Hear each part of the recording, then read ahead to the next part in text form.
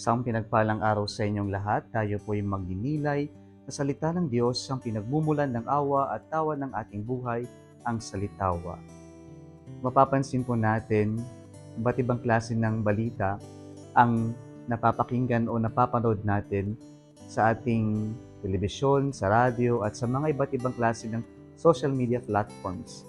At mapapansin din natin, iba't ibang klase ng pagpapahayag ang ating maririnig o makikita sa TV, sa radyo, at sa mga social media platforms natin.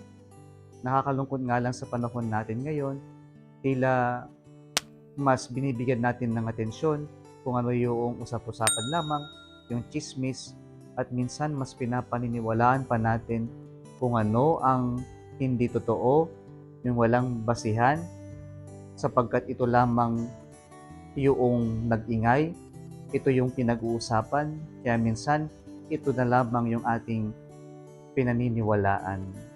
Mga kapatid, sa ating ebanghelyo ngayon at sa ating unang pagbasa, makikita po natin ang pagpapahayag na ginawa ng mga alagad ng Panginoon, ng mga saksi sa muling pagkabuhay ng ating Panginoon. At lakas loob nila at buong tapang nilang ipinahayag kung ano yung kanilang nasaksihan, kung ano yung totoo, at kahit na hindi sila paniwalaan, hindi sila napanghinaan ng loob, hindi sila natakot, pinagpatuloy nilang ipahayag kung ano lamang ang totoo, kung ano lamang ang dapat marinig at paniwalaan ng kanilang kapwa-tao. May mandate po si Jesus sa ating ebanghelyo ngayon. Kung mapapansin po natin, ito yung summary ng resurrection appearances ng ating Panginoon. At sa huling sentence ng ating ebanghelyo ngayon, ito yung mandate ng ating Panginoon at ito yung utos niya sa atin. Go out to the whole world and proclaim the good news to all creation.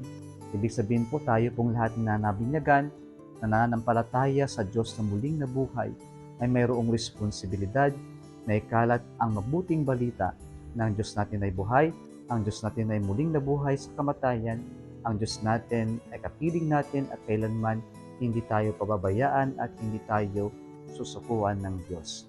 Nawa mga kapatid, ipagpatuloy natin ipahayag ang mabuting balita.